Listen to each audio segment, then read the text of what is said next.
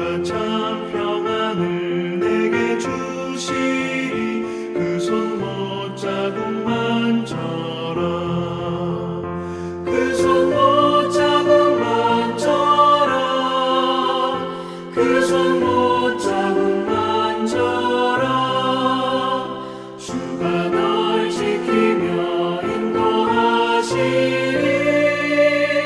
그 손 못자국 만져라.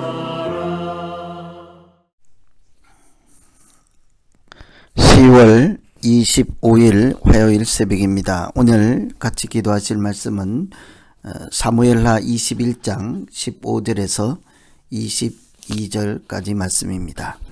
오늘 말씀의 내용은 다윗 왕국에서 전쟁에 나가서 싸웠던 4명의 용사를 소개하는 말씀이죠. 그들의 이름이 아비세, 스퍼게, 엘하난, 요나단 이렇게 4명 용사입니다. 이들이 전쟁에 나가서 싸움을 이기고 나라를 구원한 것이 군사적인 힘에 달려있지 않다는 것을 볼 수가 있습니다. 하나님은 이들을 통해서 그 나라를 지키실 때에 하나님께서 그 전쟁의 주관자요, 또 하나님께서 도우심으로 이기는 싸움으로 왕국을 지켰다 하는 말씀을 오늘 용사를 소개하는 것으로 우리에게 알려주고 있습니다. 사람의 힘은 언제나 한계가 있고 힘이 세다고 또 항상 전쟁에 이길 수 없었습니다. 수가 많은 군대가 항상 이기는 것도 아니었습니다. 이기는 것은 승리는 군사의 수에도 달려있지 않았습니다. 이런 것은 우리가 살아가는 믿는 사람들의 영적인 싸움도 마찬가지일 것입니다. 영적인 전쟁은 힘으로 하는 것이 아니라 믿음으로 싸우는 것이기 때문이죠. 힘이 세거나 오래 믿음 생활을 했다고 하는 사람이거나 또 그런 사람들이 이기는 것이 아니라 영적인 전쟁의 주관자인 하나님의 손에 달려있는 것이 우리들이 싸우는 싸움이죠. 오늘 이런 말씀을 통해서 다윗을 도와 하나님 나라를 지켰던 그 용사들을 통해서 하나님께서 무슨 말씀을 우리에게 하고 싶을까요? 또 어떻게 이들이 전쟁에 나가서 어려운 싸움을 이겼을까요? 첫째, 하나님께서 이들은 용사를 소개하는 것으로 우리에게 말씀하시는 것은 전쟁은 하나님께 속한 것이라 하는 것입니다. 사람의 힘이 아니라 하나님의 능력으로 이들이 이겼다 하는 것을 말씀하고 있습니다. 17절 보시면 왕은 다시 우리와 함께 전장에 나가지 마옵소서 이스라엘의 등불이 꺼지지 말게 하옵소서. 왕이 전쟁에 나가지 말라는 것입니다. 왕이 전쟁에 앞장서서 하나님의 군대로 싸울 때 하나님은 그 전쟁에서 이기게 하셨습니다. 뿐만 아니라 장군들이 그 왕을 위하여 목숨 걸고 싸우고 나라를 위하는 마음이 뜨거울 때에 하나님께서는 그들이 싸우는 전쟁, 그들이 싸우는 싸움에서 승리하게 하였습니다. 전쟁은 사람이 아니라 하나님께 속한 것임을 보여주는 그런 장면이라 하겠죠. 힘으로 말하면 적군들의 장수, 그들이 대적했던 적장은 비교할 수 없을 만큼 힘이 센 사람들이었습니다. 장대한 자의 아들 중에 300세겔 중되는 노창을 들고 세 칼을 가지고 있는 사람을 아비새가 죽였다 하는 것을 소개하는 말씀에도 알 수 있듯이 그들의 무기가 300세겔이라고 합니다. 장대한 자, 세 칼 이런 표현은 모두 다 사람의 힘으로 이길 수 없는 적이라 하는 표현이라 할 수 있겠습니다. 그럼에도 불구하고 다윗 왕국을 지키시는 하나님께서 은혜를 주실 때 그 적장을 물리치고 나라를 구원하고 왕위를 이어갈 수 있도록 하나님께서 지키시고 은혜를 주셨던 것이죠. 결국 하나님의 약속에 따라 그 나라와 그 위가 평화를 누리게 하신 것입니다. 이런 것을 볼 때 우리가 기도할 것은 우리가 싸우는 싸움이 사람의 손에 달린 것이 아니라 하나님의 손에 달려 있다는 사실을 기억하고, 마치 모세가 손을 들면 아말렉과의 싸움에서 이겼던 그 전쟁과 같이 우리의 싸움에 늘 하나님이 계심을 알고 하나님을 의지하고 신뢰하고 순종하며 믿음으로 살아가는 우리 모두 되게 하여 주시옵소서. 이렇게 기도하면 되겠습니다. 두 번째는 이 용사들을 소개하는 것으로 지켜야 할 것이 이스라엘의 등불이었다 하는 것을 알려주고 있죠. 17절 후반절에 보면 이스라엘의 등불이 꺼지지 말게 하옵소서.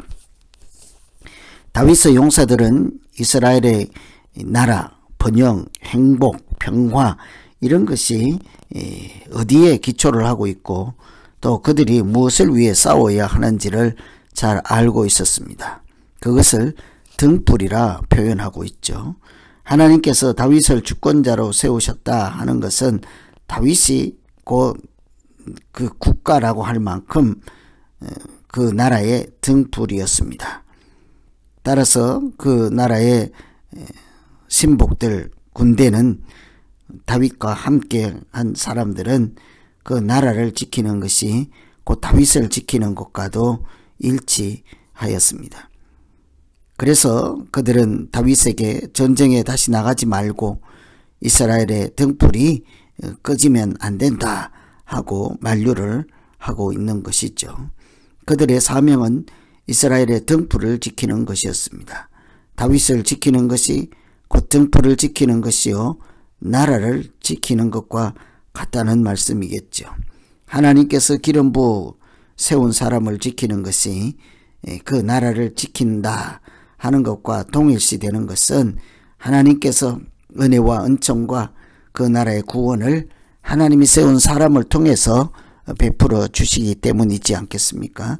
이스라엘의 등불은 다윗이지만 곧 이것은 앞으로 장차 오실 예수 그리스도를 예표하는 말씀이기도 한 것입니다. 그래서 이 용사들을 통해서 하나님께서는 전쟁에서도 그 나라를 구하고 다윗을 지키고 그 용사들의 사명은 하나님의 등불을 지키는 것이었죠. 그래서 오늘 우리가 두 번째 기도할 것은 하나님, 우리가 싸울 때에 개인적인 욕심이나 개인적인 유익이 아니라 나라의 등불을 지키고 하나님께서 이 땅에 보내주신 하나님의 사람, 하나님의 그 사람을 통해서 주시는 평화, 은혜를 지키게 하여 주시옵소서. 하나님이 지켜주시옵소서. 하나님이 세운 사람들, 하나님이 세운 나라들, 하나님께서 우리에게 주시는 평화를 하나님 지켜주시옵소서. 이렇게 기도하시면 되겠습니다. 오늘은 다윗 시대에 사용되었던 4명의 용사를 소개하는 말씀입니다. 상대적으로 적장들은 참 사람이라 할 수 없을 만큼 탁월한 사람들이었지만 이 용사들이 믿음으로 그들을 싸워 이기고 나라를 구원한 것은 곧 하나님께서 싸운 싸움이요 하나님께서 지키는 등불이었다 하는 사실을 기억하며 오늘 말씀 의지해서 우리 같이 한번 기도하겠습니다. 하나님 아버지, 우리가 세상에 속해 살지만 우리의 싸움은 영적인 싸움으로 하나님께서 싸우는 싸우시며 하나님께서 이기게 하는 싸움을 싸우게 하여 주시옵소서. 힘으로 싸우는 것이 아니라 경험으로 싸우는 것이 아니라 믿음으로 싸우게 하시고 하나님께서 우리 모두를 영적인 군사로 이용하여 사용하실 때 순종함으로 그 싸움에 동참하게 하시고 우리의 싸움을 통해서 우리가 지켜야 할 나라의 등불, 하나님 나라의 등불이 있음을 기억하게 하여 주시옵소서. 하나님께서 이 땅에 보내주실 빛으로 오신 예수 그리스도를 하나님께서 늘 하나님의 능력과 하나님의 지혜로 지켜주시고 사명을 지켜주셔서 우리에게 구원을 베푸신 하나님을 기억하며 오늘 우리가 일상에 살아가는 중에도 지켜야 될 하나님 나라가 있고 지켜야 될 하나님 말씀과 율법이 있음을 기억하며 믿음으로 사람으로 살기에 부족함 없게 하여 주시옵소서. 하나님께서 오늘 우리의 일상의 현장에서도 영적인 싸움에서도 능히 이기게 하실 것을 믿사오며 예수님 이름으로 기도하옵나이다. 아멘.